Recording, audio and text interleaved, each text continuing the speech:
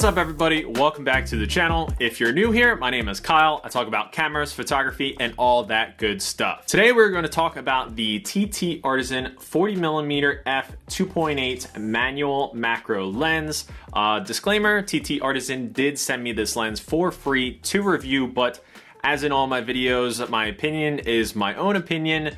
They don't tell me what to say, and let's get on with the video. This is what the lens looks like on an a6000. It actually doesn't look like a typical TTArtisan lens. Their logo is right there, that's kind of their trademark. But as far as the body style and everything like that, it's a little bit different than what I'm used to. TTArtisan makes great lenses as far as like build quality and everything like that.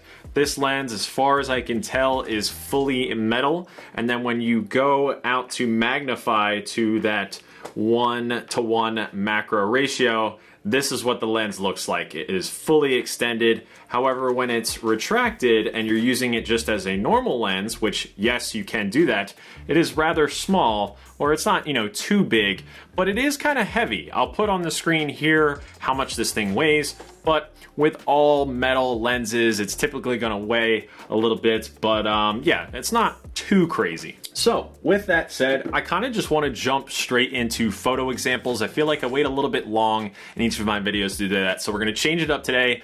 Right now, I'm going to show you a bunch of photo examples taken with the 40mm f2.8 at f2.8. All of them are JPEG and all with the a6000 straight out of camera. So enjoy.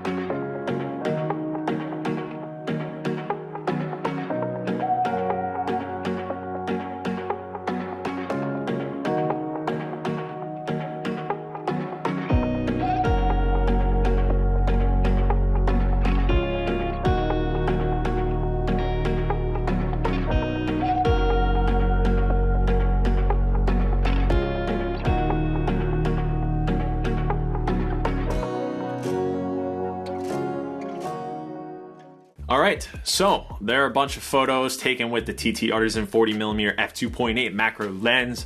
What do you guys think? Honestly, very surprised by this thing, especially for its price. It's about $113 US, give or take. I'm sure there are maybe some sales or something like that sometimes, but around $100 or around $115, I think this thing is a perfect first macro lens and a kind of a great upgrade lens from your kit lens. Now this is a prime lens. It is a 40mm fixed focal length, whereas the kit lens is a 16-50 power zoom. However, what I mean by that is that I think this is a great quality jump from the kit lens. You can explore macro photography. It's not gonna break the bank, and you can get a little bit faster aperture at f2.8 versus f3.5. Real quick, I do want to thank today's video sponsor, Skillshare. You guys have heard me talk about Skillshare before, I know, but the reason I talk about them so much is because I actually like their product. I recently started watching a class, actually that's a staff pick, which, believe it or not, sometimes they pick really good ones, and it's dynamic portrait photography working with natural light. And it's by Desmana Dallas, and one of the reasons I mainly chose that was because one, it was a staff pick, and two, it's like well over an hour long, and I thought that was really great. I didn't want something short. I wanted to actually dive in, sink my teeth into learning a little bit more about natural light. What do you got to do when the sun's behind you, when it's on the side, when the sun's going down, all those different things you can learn in that. The first 1,000 people to sign up using the link in the description gets 1 free month trial of Skillshare Premium. So if you're interested, go ahead and sign up through that link. And yeah, thanks to Skillshare for sponsoring this video. I did a really big long video on the PerGear 60mm f2.8 macro versus the 7Artisan's 60mm f2.8 version 2 lens.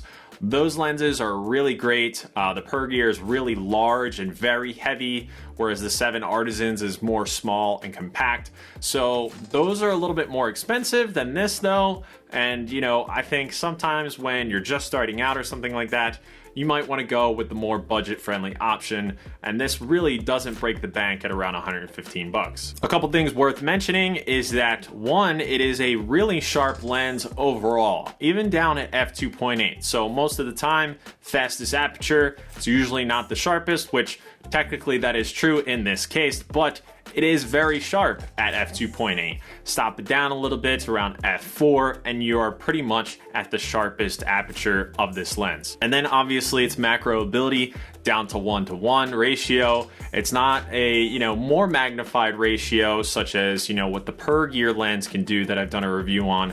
But I think, again, for the price, it's expected to be, you know, pretty good at macro, but not, you know, earth shattering. But anytime you dive into macro and it's like your first macro lens, you're going to be bewildered by what you can really go and zoom in on and get in the fine details. It has a clicked aperture ring, which is always welcome in my opinion. Great for photographers, not so great for videographers.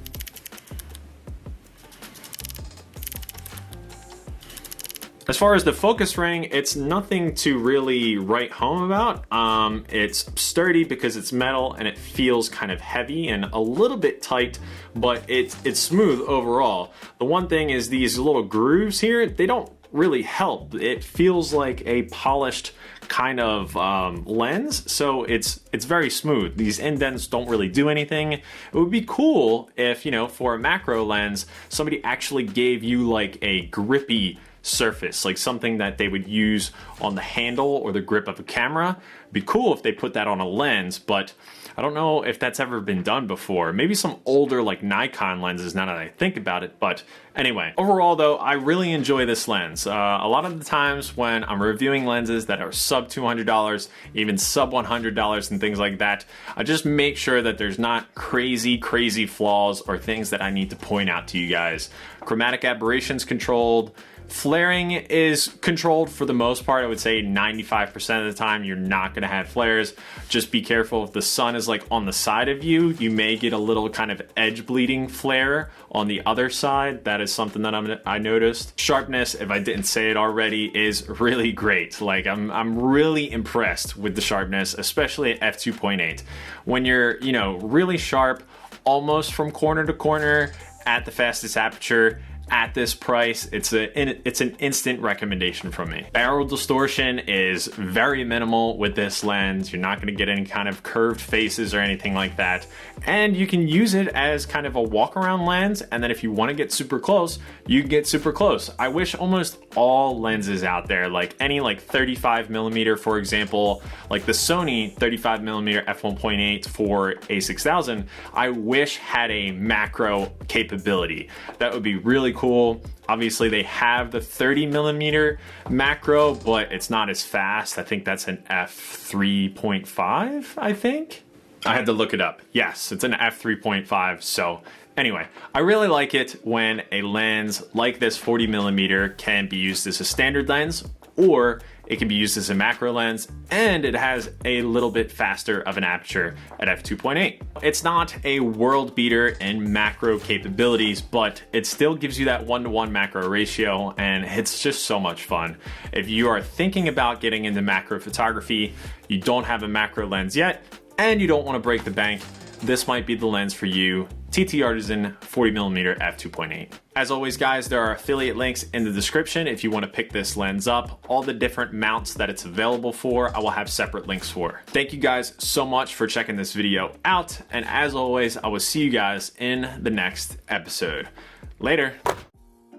Hey, what's up everybody? Welcome back to the channel. My name's Kyle.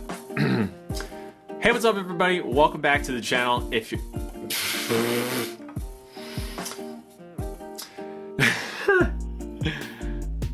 Okay, we're gonna be fine. We're fine. All right. I don't know why can't I keep myself together today. I'm like gonna laugh every time I talk.